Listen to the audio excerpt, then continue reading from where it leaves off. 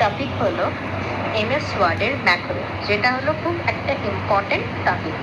Macro কি কাজে লাগে, ম্যাক্রো কাকে বলে?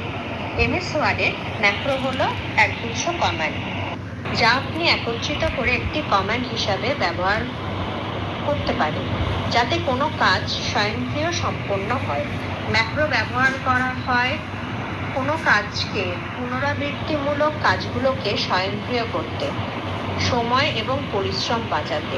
উদাহরণস্বরূপ কি বলা যেতে পারে, আপনি একটি ম্যাক্রো তৈরি করতে পারেন একটি ডকুমেন্ট ফরম্যাট করার জন্য, একটি টেবিল প্রবেশ করানোর জন্য, বা নির্দিষ্ট স্টাইল প্রয়োগ করার জন্য অ্যাপ্লিকেট একটি উৎপাদনশীল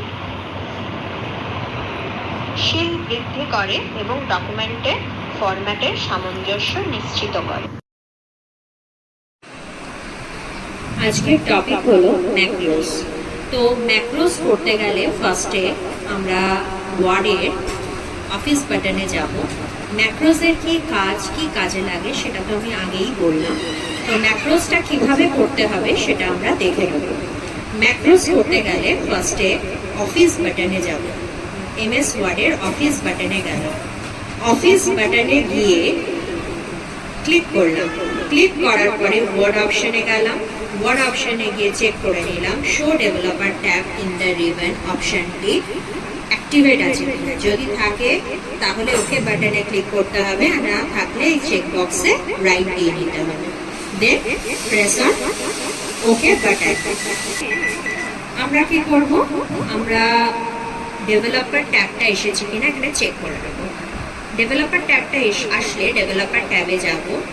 এখানে ম্যাক্রোসের অপশনগুলো চলে এসছে। তো ম্যাক্রোসের অপশনগুলো আসার আগে আমাদের যে কাজটা করতে হবে, আমি কিছু টাইপ করে নিলাম। ম্যাক্রোসের অপশনগুলো এসেছে ঠিকই, কিন্তু ম্যাক্রোসের কাজটা করার আগে আমাকে কিছু কাজ করতে হবে, সেটা টাইপিংটা কমপ্লিট করতে হবে।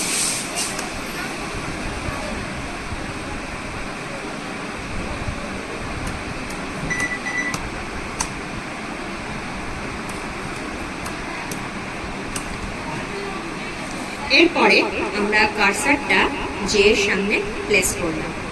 প্লেস করার পরে আমরা রেকর্ড ম্যাক্রো অপশনে গেলাম। রেকর্ড ম্যাক্রো অপশনে যাওয়ার ফলে দেখুন এখানে বাই ডিফল্ট একটা নাম আসছে। সেই বাই ডিফল্ট নামটা ম্যাক্রো 1 আসছে, সেটা চেঞ্জ করে আমরা নিজের অনুযায়ী নাম দিতে পারি বা ম্যাক্রো 1 নামটা রাখতেও পারি। তারপরে কিবোর্ড অপশনে গিয়ে আমরা একটা কি জেনারেট করব, কন্ট্রোল শিফট সাপোজ এইচ দিলাম, তাহলে আমার একটা কি জেনারেট হলো। কি জেনারেট হওয়ার পর কিটাকে অ্যাসাইন করলাম। এমন একটা কি দিতে হবে যে কিটা কিন্তু বাই ডিফল্ট না থাকে, like control plus C, control plus V, মানে কপি পেস্টের মতো যেন না থাকে। এই কিটা অ্যাসাইন হলো।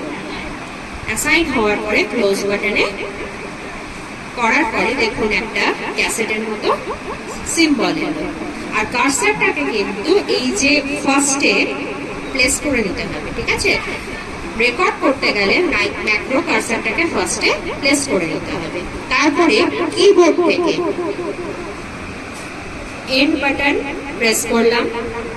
দেন আমি একটা হাইফেন দিলাম। হাইফেন না, আমি কিছু dot dot dot dot dot dot দিলাম, ঠিক আছে?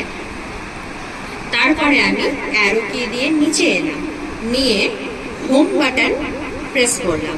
নিয়ে আমি কার্সারটাকে ফ্রন্টে নিয়ে গেলাম, নিয়ে এখান থেকে রেকর্ডিংটাকে স্টপ করে দিলাম। আফটার দ্যাট আমি যদি কিবোর্ড থেকে যে শর্টকাট কিটা লাইক কন্ট্রোল শিফট এইচ টিপেছিলাম, দেখুন আমার রিপিটেডলি ওই কাজটা হচ্ছে। যতগুলো ধরুন আমি ডট ডট ডট লাইন নিলাম, সেখানে আমি কটা লাইন নিলাম তো কাউন্ট করিনি, কিন্তু ম্যাক্রো আমার কাজটাকে রেকর্ড করে ফেললো। আমি আমার তৈরি করা শর্টকাট কি দিয়ে যখনই কিবোর্ড থেকে প্রেস করব, তখনই ওই রেকর্ডিংটা বারবার চলতে থাকবে, যতবার আমার প্রয়োজন সেম জিনিস।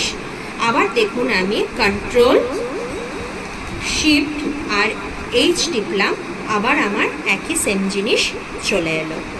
আবার কন্ট্রোল শিফট এইচ টিপলাম, সেম জিনিস আমার রিপিটেডলি চলে এলো। তো এটাই হচ্ছে কি আমাদের ম্যাক্রোজের কাজ। আর এরপরে ম্যাক্রোজের যে ডেসক্রিপশন কিভাবে কি করব, এই যে প্র্যাকটিক্যালি আমরা এটা দেখালাম, সেটা কিন্তু থিওরিটিক্যালি দেওয়া থাকবে। Thank you.